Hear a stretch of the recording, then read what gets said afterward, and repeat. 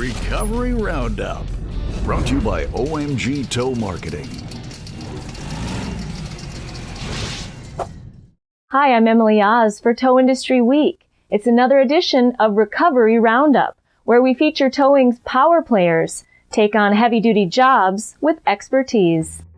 A plane 80 feet up in the trees? Not a problem for the crews of Mike's Towing and Recovery of Bridgewater, New Jersey. Pilot says the engine of this Cessna 172 stalled and crashed him into the trees inside a state park near Central Jersey Regional Airport. The pilot was rescued by crews without injury, as seen in this video. But the plane stayed atop the trees for a few days while plans and arrangements were made to carry out this 3-day job. We called up the owner of Mike's Towing to hear more about the work, which took place at the end of September 2019. So the plane was about 500 feet in the woods, about 80 feet up in the top of a tree. No easy way to get to it, and basically they wanted to know how quickly I can have this done because it was on park property and park police had to be there 24/7. No one could leave until the plane was extricated from the trees, and EPA was also there because the Rat River Canal was right behind the plane. They were afraid that fuel was going to leak out of the plane and go into the water. A lot of things going on and a lot of people involved between the FAA, National Traffic Safety Board, the Park Police, Manville Police, Environmental Protection Agency, DEP. There was quite a few organizations involved. Prior to being able to do anything with the plane, we also had to assess how to get somebody up to the plane, how to strap the plane. Our main concern was that upon lifting the plane off of the treetops, it slips, it tilts. We couldn't tell if the bladder was ruptured in the wing. It would give the possibility of fuel leaking out and going in the canal. Plan is made and necessary equipment is secured. Staff at Mike's Towing and Recovery were able to begin staging the scene. We staged as much equipment as we could Wednesday night.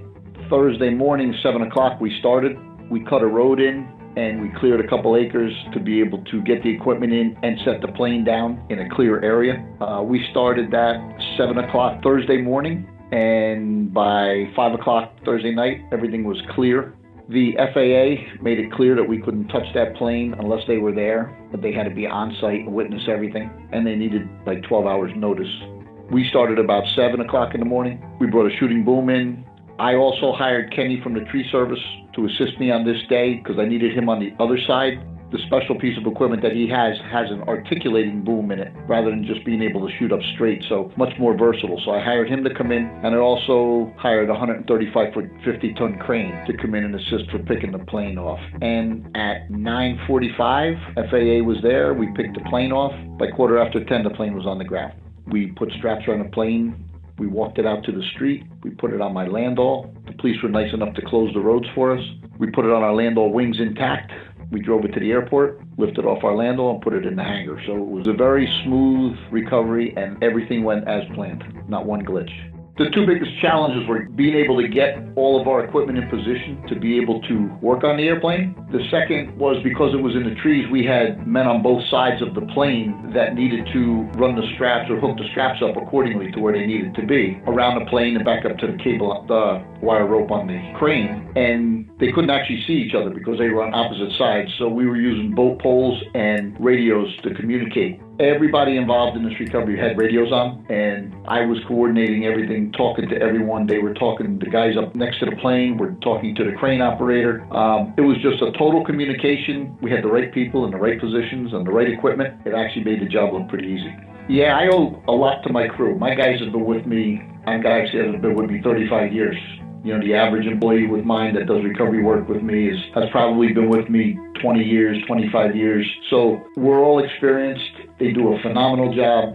I have excellent guys that work for me. And without them, we could never pull off stuff like this and have it go smooth. So actually, I owe it all to my employees. Thanks, Mike. Please consider submitting your recovery to be featured on the Roundup. Visit recoveryroundup.com. Thanks for watching.